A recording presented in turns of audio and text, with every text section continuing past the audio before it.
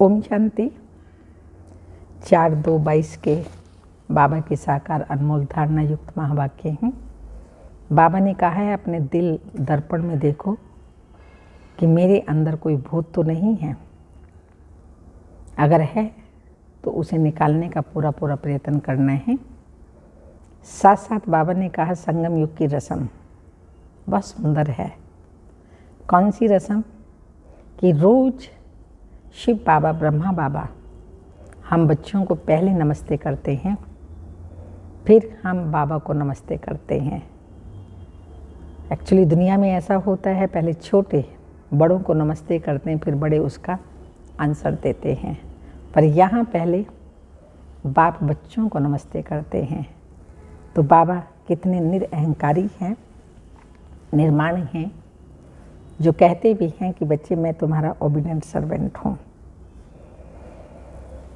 तो सुनते हैं मधुर महावाक्य। मीठे बच्चे, अपने दिल रूपी दर्पण में देखो, अंदर में कोई भूत तो नहीं है।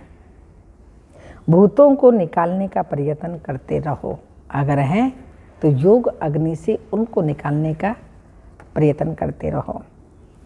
बाप और बच्चों के बीच संगम पर दुनिया से बिल्कुल न्यारी रस्म चलती है, वो कौन सी है? आंसर, दुनिया में बच्चे बाप को नमस्ते करते हैं, लेकिन यहाँ बाप बच्चों को नमस्ते करते हैं। बाप खुद कहते हैं मीठे बच्चे, मैं तुम्हारी सेवा में आकर उपस्थित हुआ हूँ, तो तुम बच्चे मेरे से भी बड़े ठहरे। दूसरा, मैं निरअहंकारी निराकारी बाप हूँ, तो जरूर मैं पहले नमस्ते करूँगा। यह भी संगम की न्यारी रस्म है। ओम शांति। आने से पहले बाप बच्चों से नमस्ते करे या बच्चे बाप को नमस्ते करें? बच्चे बाप को करें, किसी ने कहा। बाबा ने कहा नहीं, पहले बाप को नमस्ते करना पड़े। संगम युग की रस्म रिवाज ही सबसे न्यारी है। बाप खुद कहते हैं, मैं सभी का बाप तुम्हारी सेवा पर आकर उपस्थित हुआ हूँ, तो जरूर बच्चे बड़े ठहरे ना। दुनिया में तो बच्चे बाप को नमस्ते करते हैं, यहाँ बाप बच्चों को नमस्ते करते हैं। गाया भी हुआ है निराकारी निरअहंकारी, वह भी दिखलाना पड़े ना। जो गायन है फिर बाबा संगम पर प्रैक्टिकल करते हैं। वो तो सन्यासियों के चरणों में झुकते हैं, चरणों को चूमते हैं, समझते कुछ भी नहीं। बाप तो आते ही हैं कल्प के बाद बच्चों से मिलने। तुम बहुत सिक्की लदे बच्चे हो, इसलिए कहते हैं मीठे बच्चे तुम थक गए हो। द्रौपदी के पांव दबाए तो सर्वेंट हुए ना। वंदे मातरम, भगवान आकर के करते हैं वंदे मातरम। किसने उच्चारा? बाप ने, निराकार शिव बाप ने।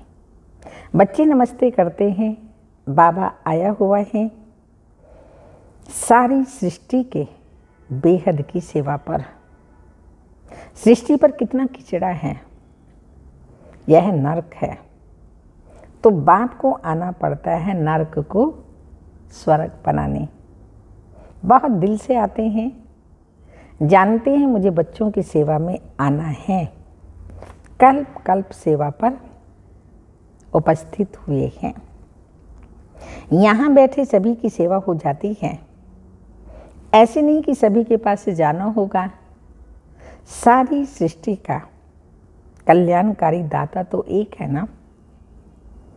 उनकी भेंट में मनुष्य कोई सेवा कर ना सके। जो निराकार शिव बाबा करता है, ऐसी सेवा कोई मनुष्य कर नहीं सकता। उनकी है बेहद की सेवा।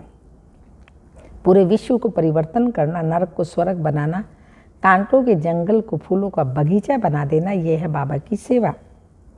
गीत जाग सजनिया जाग, कितना अच्छा गीत है। नव युग पर समझाना चाहिए, युग भी भारतवासियों के लिए ही है। भारतवासियों से फिर वह सुनते हैं कि सत्युग त्रेता होकर के गए हैं। क्योंकि वो आते ही द्वापर में हैं। तो औरों से सुनते हैं कि भारत प्राचीन खंड था, उसमें देवताएं राज्य करते थे। आदि सनातन देवी देवता धर्म था जो अभी नहीं है। गीता है देवी देवताओं का धर्म का माई बाप, गीता माता कहते हैं ना। तो सबसे बड़ा गीता शास्त्र, जिसको श्रीमद् भगवत गीता कहा जाता है, तो गीता माता है तो पिता कौन हुआ? जरूर शिव बाबा हुआ। तो अभी शिव बाबा वास्तव में गीता का ज्ञान दे रहे हैं संगम युग पर, फिर भक्ति मार्ग में द्वापर में शास्त्र ये गीता बनता है। बाकी सब बाद में आते हैं। तो यह हुआ प्राचीन सब धर्मों के लिए। वास्तव में एक गीता ही मुख्य है जो सबको माननी चाहिए, परंतु मानते कहाँ हैं? वे अपने धर्मशास्त्र को ही मानते हैं।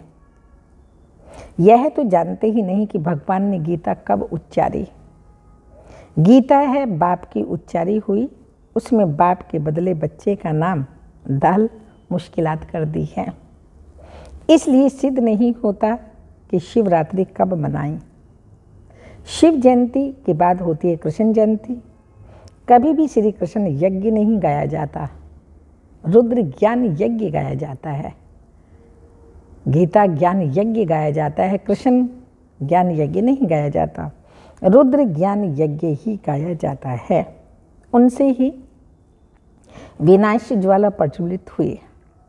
सो तो बरोबर देख रहे हो, आदि सनातन देवी देवता धर्म की फिर से स्थापना हो रही है।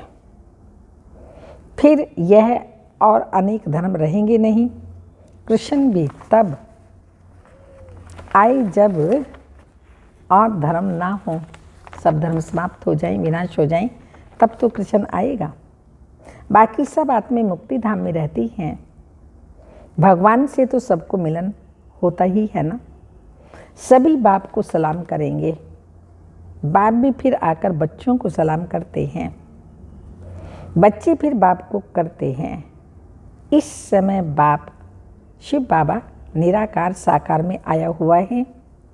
यहाँ तो सभी आत्माएं बाप से मिल ना सके, क्योंकि कोटों में कोई ही आएंगे।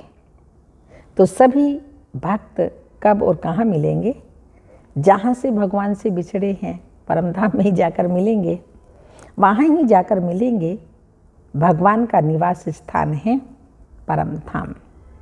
तो बाप कहते हैं सब बच्चों को दुख से लिबरेट कर परम धाम ले जाता हूँ। यह काम उनका ही है।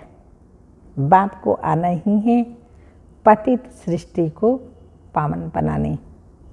हेवनली गॉड फादर है तो जरूर स्वर्ग क्रिएट करेंगे ना। नरक की स्थापना रावण, स्वर्ग की स्थापना बाप करते हैं। इनका राइट नाम है शिव बिंदु। आत्मा भी बिंदु है। भ्राकुटी के बीच इतनी ही रह सकेगी। तो जैसी आत्मा है वैसा परमात्मा है, परंतु वंडर है।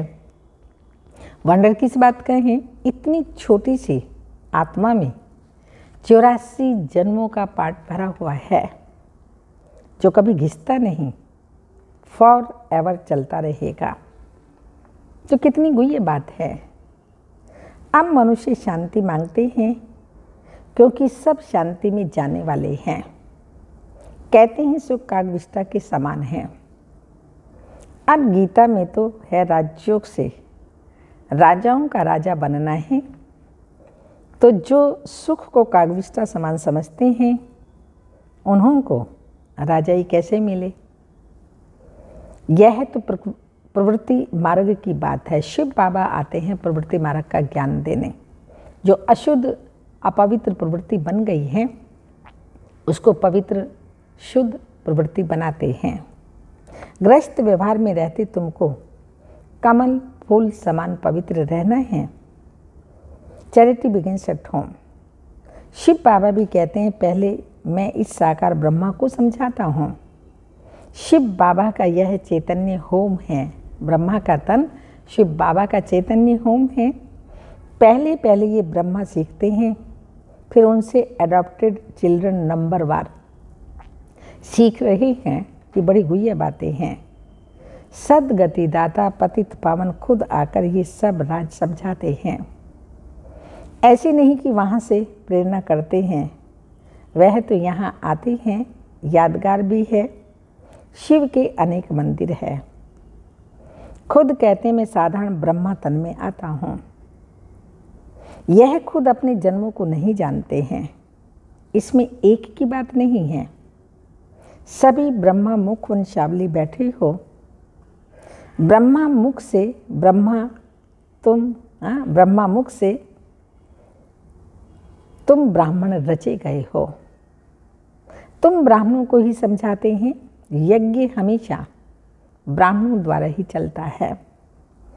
उन गीता सुनाने वालों के पास ब्राह्मण तो है नहीं, इसलिए वह यज्ञ भी नहीं ठहरा। यह तो बेहद के बाप का रचा हुआ बहुत बड़ा भारी यज्ञ है। कब से देगियां बड़े बड़े पतीले चढ़ते आए हैं। भंडारा अब तक चलता ही रहता है। समाप्त कब होगा? हाँ, जब सारी राजधानी स्थापन हो जाएगी। ये यज्ञ भी चल रहे हैं और बाबा का जो भंडारा है 24 आवर्स चलता है, कभी भी बंद नहीं होता। रात्रि को भी चलता है। कितनी टोलियाँ, कितना भोजन, कितना सब कुछ बनता है तो चलता ही रहता है। बाप कहते हैं तुमको वापस घर ले जाएंगे, फिर नंबरवार पाठ बजाने भेज देंगे राजधानी में। ऐसे और कोई कह न सके कि मैं तुम्हारा पंडा हूँ, तुमको साथ ले जाऊँगा। पतित मनुष्यों को पावन बनाकर ले जाते हैं। फिर अपने अपने धर्म स्थापन करने समय पाठ बजाने आत्माएं आना शुरू करती हैं। अनेक धर्म अभी हैं, बाकी एक धर्म नहीं है। कौन सा? आदि सनातन देवी देवता धर्म नहीं है तो गीता है सभी शास्त्रों में शिरोमणि, क्योंकि उनसे सबकी सदगति होती है। भारतवासियों में भी ज्ञान बह लेते हैं। जो आत्माएं पहले परमात्मा से अलग हुई हैं, परम धाम से सतयुग में आई अलग हुई, पहले वह आना शुरू करेंगी। नंबरवार फिर सबको आना है। सतो रजो तमो में से तो सबको पास करना ही है। अब कल्प की आयु पूरी हुई है। सब आत्माएं हाजिर हैं। सृष्टि रूपी रंगमंच पर लगभग सब आत्माएं हाजिर हैं। बाप भी आ गए हैं। हर एक को अपना पार्ट बजाने ही हैं। नाटक में सब एक्टर स्टेज पर इकट्ठे तो नहीं आते, अपने अपने टाइम पर आते हैं। तो बाप ने समझाया है नंबरवार कैसे आते हैं। 3 घंटे का ड्रामा होता है, उसमें भी दी एंड तभी होता है जब सब पार्टधारी स्टेज पर आ जाते हैं, पर अपने अपने पार्ट अनुसार आते जाते हैं। लास्ट में सब आ जाते हैं तो दी एंड हो जाता है। इसी तरह से सृष्टि रूपी नाटक जो बेहद का है 5000 वर्ष का, इसका दी एंड अब होने वाला है। लगभग सब आत्माएं परमधाम से इस धरा पर आ गई। सबका पाठ पूरा होगा। बाबा वापस लेने के लिए आया हुआ है तो सब वापस बाबा के साथ जाएंगे। नंबरवार कैसे आते हैं, वर्णों का राज भी समझाया है। चोटी तो ब्राह्मणों की है, परंतु ब्राह्मणों को भी रचने वाला कौन? शूद्र तो नहीं रचेंगे ना। चोटी के ऊपर फिर ब्राह्मणों का बाप ब्रह्मा, ब्रह्मा का बाप फिर शिव बाबा।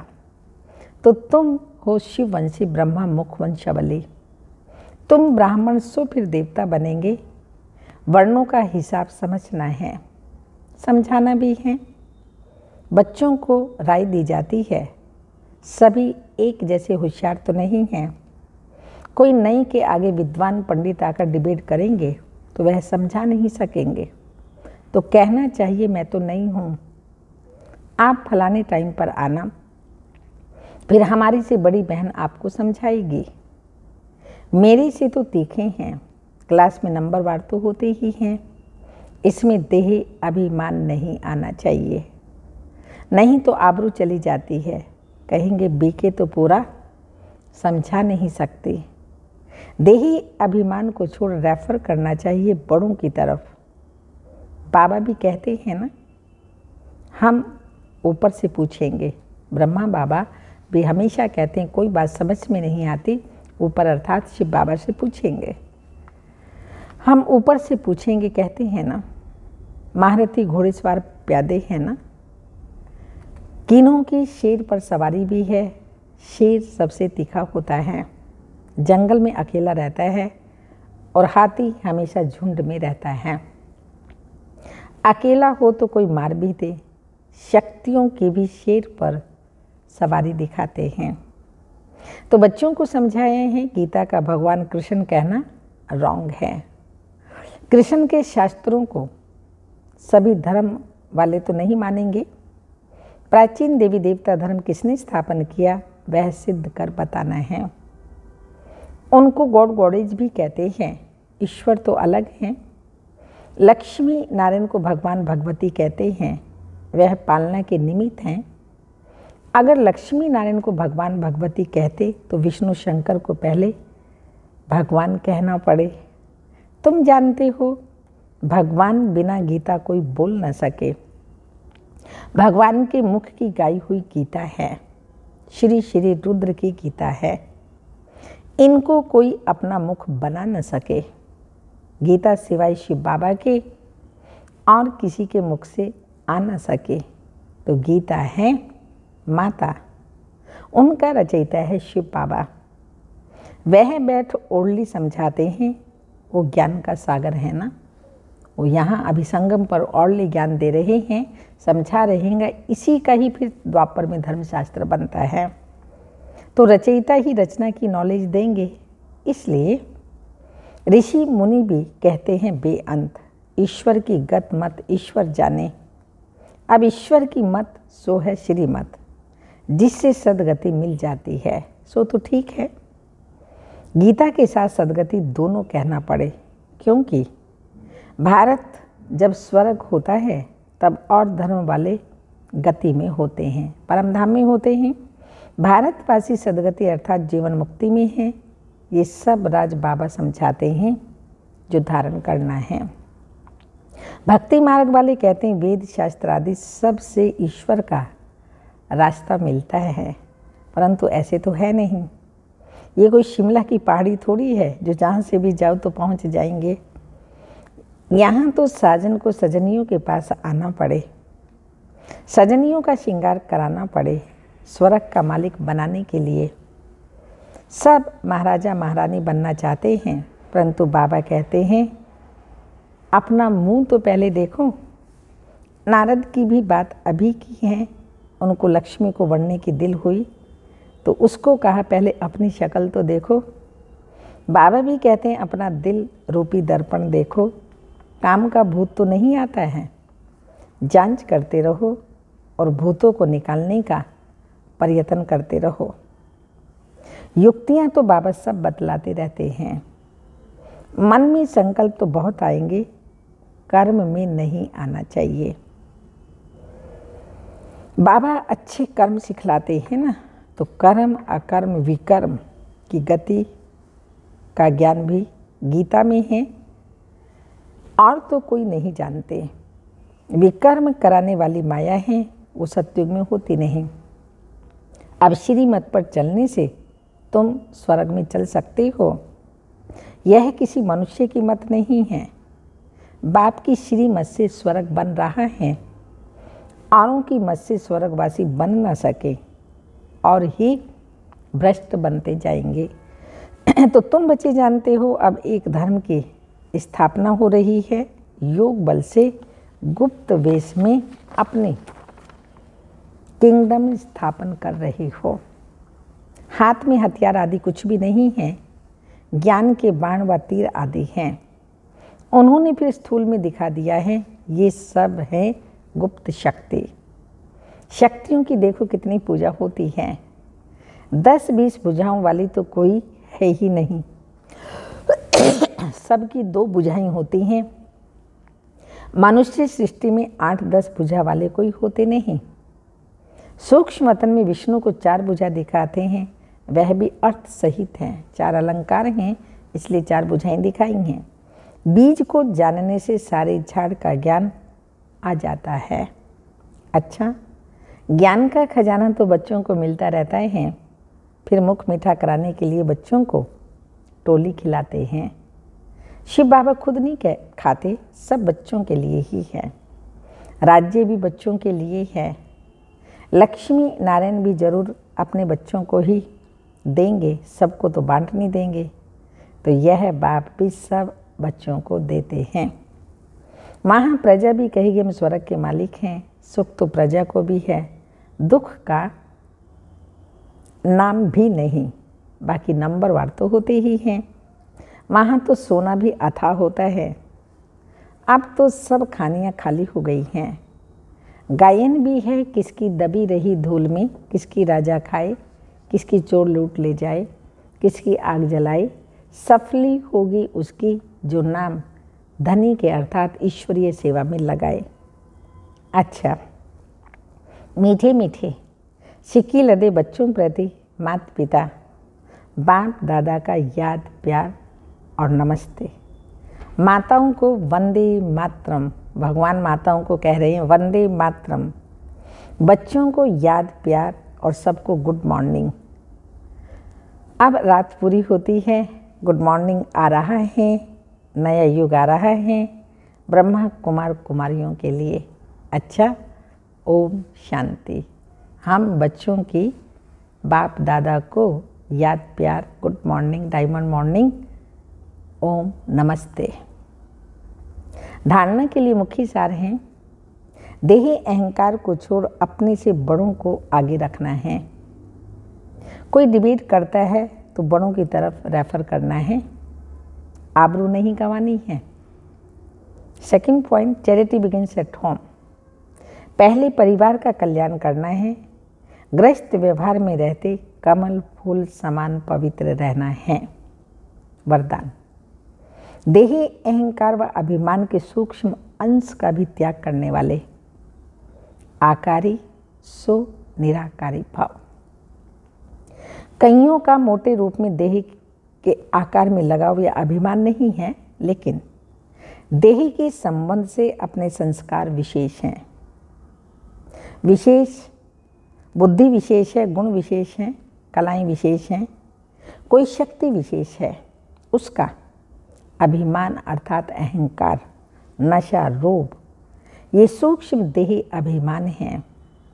तो यह अभिमान कभी भी आकारी फरिश्ता निराकारी बनने नहीं देगा। इसलिए इसके अंश मात्र का भी त्याग करो, तो सहज ही आकारी सो निराकारी बन सकेंगे। स्लोगन, समय पर सहयोगी बनो तो पदम गुना रिटर्न मिल जाएगा। समय पर सहयोगी बनो तो पदम गुना रिटर्न मिल जाएगा। अमृत वेले की पॉइंट है, बैठ तो सभी जाते हैं, सो करके आकर के क्लासरूम में अपने यथास्थान पर बैठ तो सभी जाते हैं।